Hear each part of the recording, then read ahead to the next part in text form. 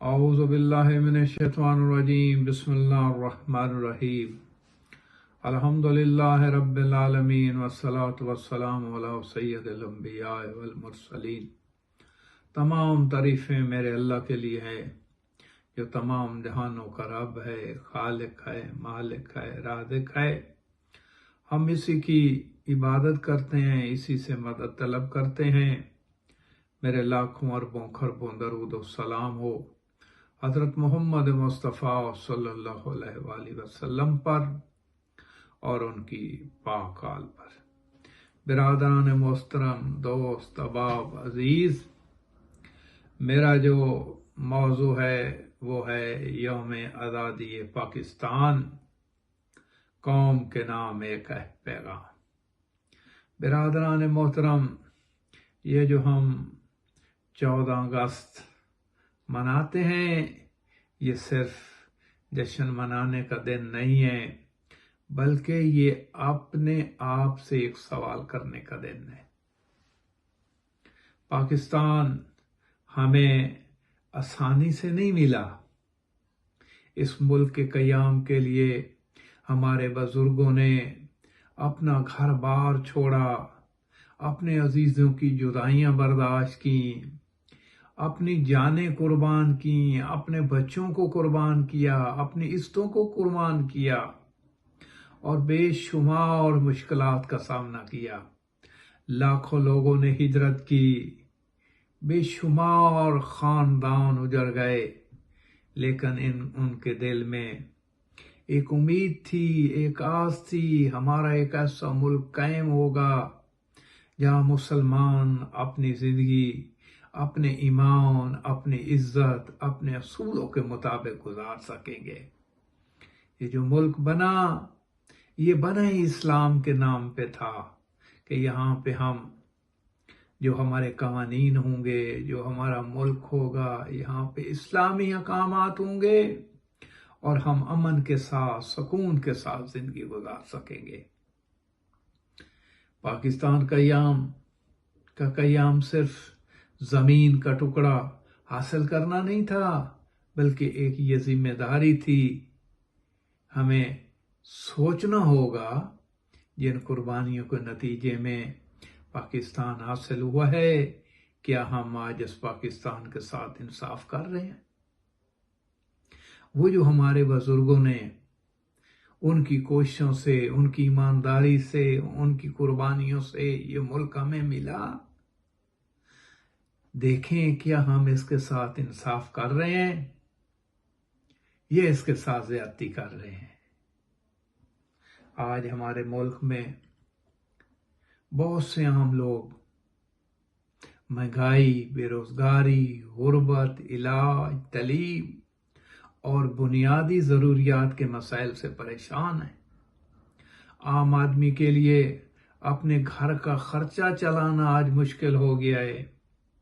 نوجوان بے روزگار ہیں، تلاش میں پھر رہے ہیں، روزگار کے تلاش میں مارے پھر رہے ہیں، اور بہت سے لوگ اپنے بہتر مستقبل کے لیے ملک سے باہر جانے پر مجبور ہو رہے ہیں۔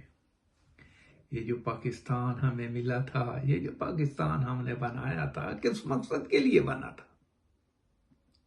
لیکن یہاں پہ تو آج لوگ پریشان ہیں۔ کیوں ہیں؟ کس نے اس حالت میں پاکستان کو بچایا؟ وہ کون لوگ ہیں؟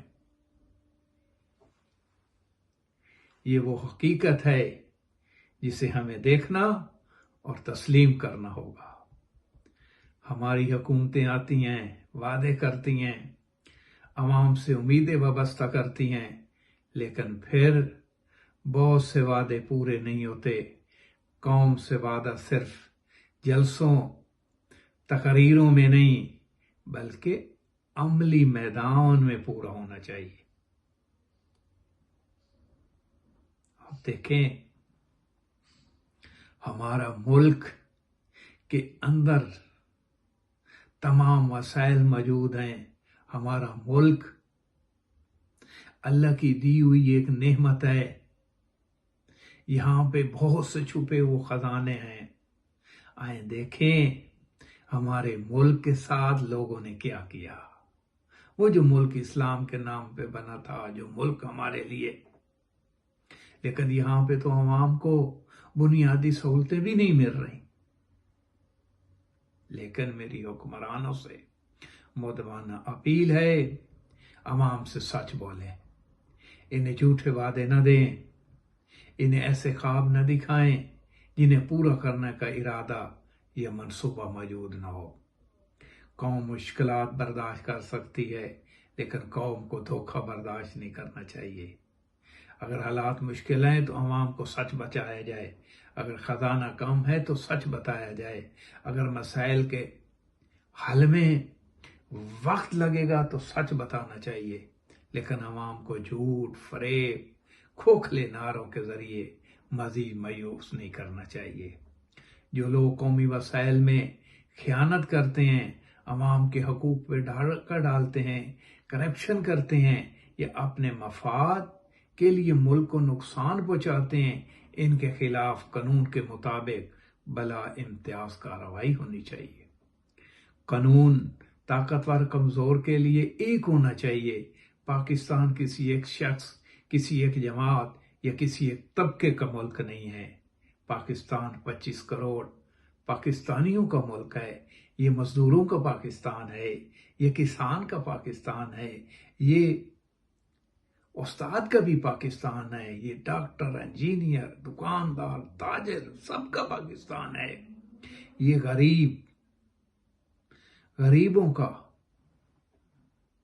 اور غریب ماں باپ اور اس کے بچوں کا بھی پاکستان ہے، اور یہ نوجوانوں کا بھی پاکستان ہے جو آج اپنے مسائل کے مستقبل کے لیے فکر مند ہیں۔ بھائی، ہمیں ایک ایسا پاکستان چاہیے جہاں انصاف بکتا نہ ہو، جہاں میرٹ کو عزت ملے، جہاں غریب اپنے حق کے لیے در در نہ پھرے، جہاں نوجوانوں کو روزگار کے لیے سفارش نہ چاہیے، میرٹ ہو، اور جہاں حکمران خود کو عوام کا خادم سمجھیں، ملک نہیں۔ لیکن دیکھیں، ہمارا ملک جب ملک بنا تو کتنی ترقی کر رہا تھا، پھر کیا ہوا؟ اچانک ہمارا ملک قرضوں میں ڈوبتا گیا۔ اس کی بنیادی وجہ ہے جو ہمارے حکمران آئے، انہوں نے ایمانداری کے ساتھ کام نہ کیا۔ ان کی اپنی فیکٹری تو ترقی کرتی گئی، ان کے اپنے خزانے تو بڑھتے گئے، ان کے اپنے بچوں کے فیکٹریاں تو لگتی گئیں، لیکن اس ملک کا دیوالیہ ہوتا گیا۔ انہوں نے اس ملک کے لیے کام نہ کیا، انہوں نے غریبوں کے بچوں کے لیے کام نہ کیا، انہوں نے صرف اپنے بچوں کو لیے، اپنے حکمرانوں کے لیے، اپنے یعنی کہ بینک بیلنس کو وہ کرتے گئے، اس ملک کو لوٹتے گئے، چاہے وہ موجودہ حکمران ہو یا سابقہ حکمران ہو، کوئی بھی ہو۔ آپ دیکھیں ان کے پاس کہاں سے اتنا پیسہ آیا ہے، ان کے بچوں کے پاس کہاں سے پیسہ اتنا آیا ہے۔ وہ حکمران انہوں نے اب کیوں کاروبار کیے؟ جو حکمران ہوتا ہے وہ تو کاروبار کر ہی نہیں سکتا۔ آج اس ملک کے ساتھ کیا ہو رہا ہے؟ یہ جو آئی پیز بنی ہوئی ہیں، جو ہمارا پیسہ لوٹ رہی ہیں، ان حکمرانوں کے بچوں کی ہیں وہ فیکٹریاں، ان حکمرانوں کی ہیں وہ فیکٹریاں، ان کے رشتہ داروں کی ہیں فیکٹریاں۔ ظلم نہیں ہے؟ بجلی بند نہیں رہی، بجلی وہ دے نہیں رہے، ہم ان سے بجلی لے نہیں رہے اور خربوں پیسے ان کو دیے جا رہے ہیں۔ یہ ہے ظلم انتہا اس ملک کو لوٹنے کی۔ میری صاحب حیثیت لوگوں سے، میری ان لوگوں سے جو پاکستان کے ساتھ مخلص ہیں، بیٹھیں، سوچیں، اس ملک کے وسائل کم نہیں ہیں، اس ملک کے وسائل کو لوٹا جا رہا ہے، چند خاندان لوٹ رہے ہیں، اور غریب سے غریب ہو رہا ہے، ان کے بچے مارے مارے پھر رہے ہیں، لیکن ہمارے حکمرانوں کے بچے عیاشی کر رہے ہیں، کوئی باہر ہوتا ہے، کوئی کدھر ہوتا ہے۔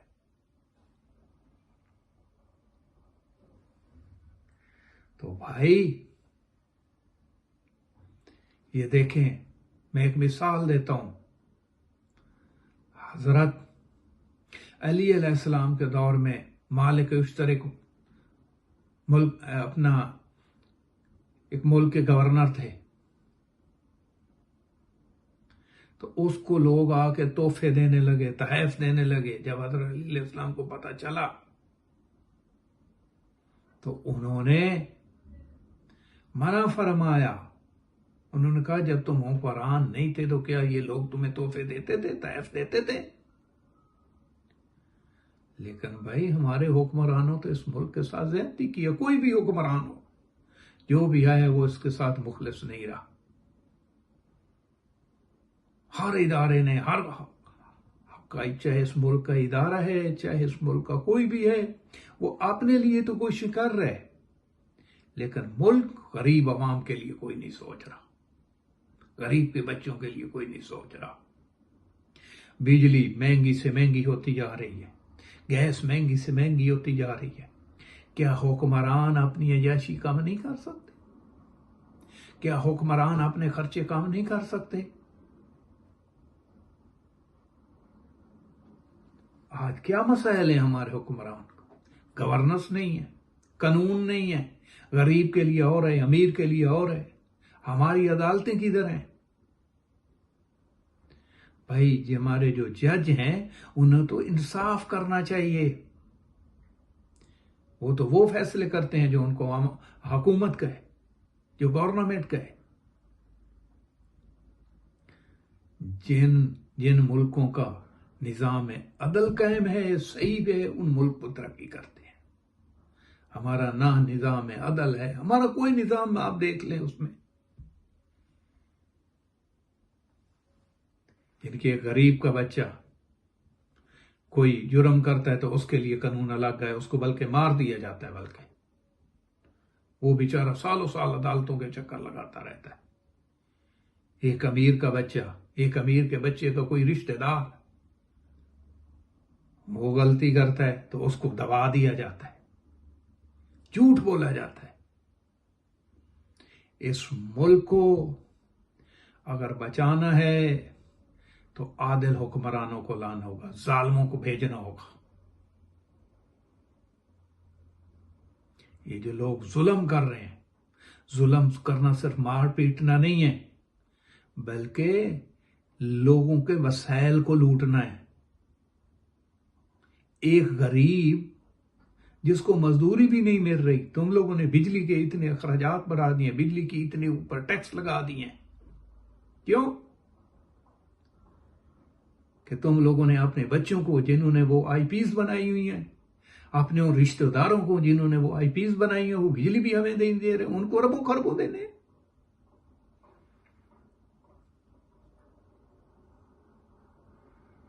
خدا کے لیے سوچیں اس ملک کے ساتھ.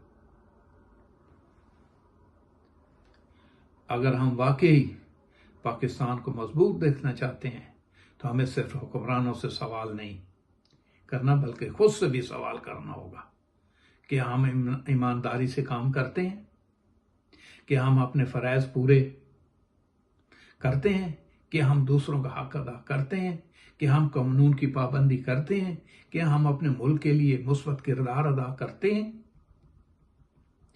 پاکستان کی اصلاح صرف حکومت سے نہیں ہوگی.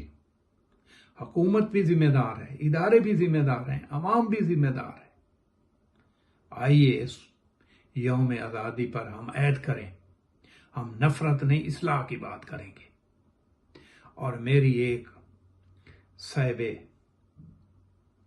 اقتدار لوگ جو ہیں ان سے اپیل ہے، جن کو عوام منتخب کرے ان کو حکومت دو، جن کو عوام ریجیکٹ کرے ان کو حکومت نہ دو. یہ پسندیدہ لوگوں کو یہ چھوڑ دیں، وہ ملک کے لیے کچھ کرنے، اس ملک کو بچائیں، اس ملک کو امن دیں. ایسا مت کریں یہ ملک کے ساتھ زیادتی ہے. عوام کسی کو منتخب کرتی ہے، حکومت کسی کو دی جاتی ہے. یہ ہے اس ملک کے ساتھ زیادتی. شروع سے ہو رہی ہے، اب سے نہیں، شروع سے ہو رہی ہے. جس کو عوام منتخب کرے وہ اقتدار میں ہے، جس کو عوام ریجیکٹ کرے وہ ٹھیک ہے، اپنی کوشش کریں، بعد میں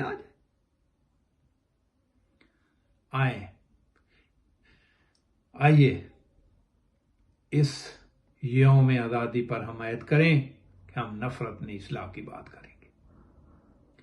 ہم جھوٹ نہیں، سچ کا مطالبہ کریں گے. ہم بدعنوانی نہیں، ایمانداری کو فروغ دیں گے.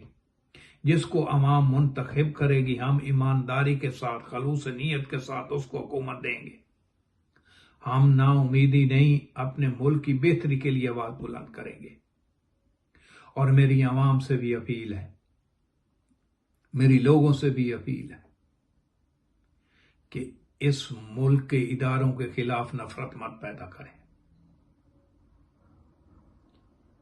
یہ اس ملک کے ادارے ہیں، چاہے وہ فوج ہو، چاہے وہ پولیس ہو، چاہے وہ کوئی بھی ادارہ ہو. نفرت نہیں، کسی کے خلاف نفرت مت بڑھاؤ.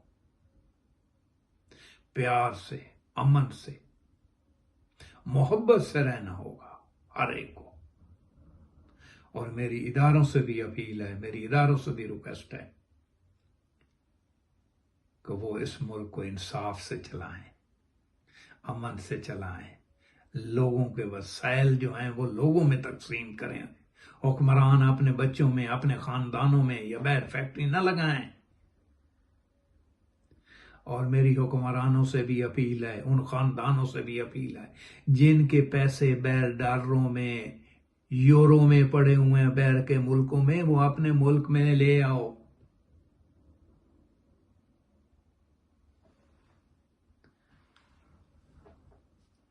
ہم بدعنوانی نہیں، امانتداری کو فروغ دیں گے.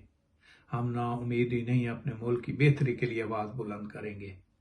ہم اپنے حکمرانوں سے لڑائی نہیں چاہتے، ہم ان سے ذمہ داری، انصاف اور سچائی چاہتے ہیں.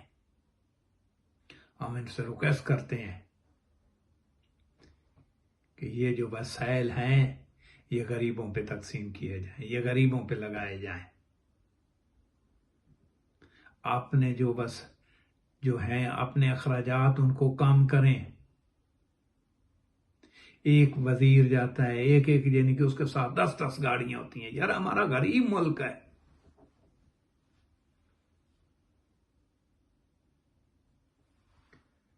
ہم اپنی حکمرانی سے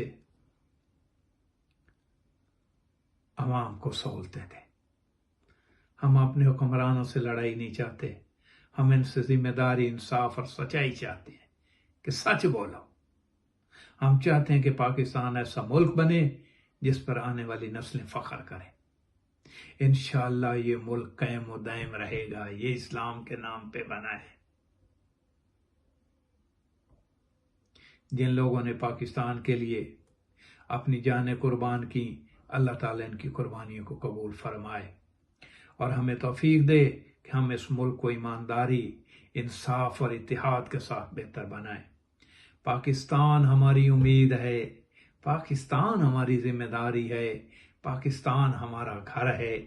آئیے اس 14 اگست پر صرف پاکستان زندہ باد نہ کہیں بلکہ اپنے کردار سے ثابت کریں کہ ہم پاکستان کو واقعی زندہ، مضبوط، خوشحال، باوقار دیکھنا چاہتے ہیں.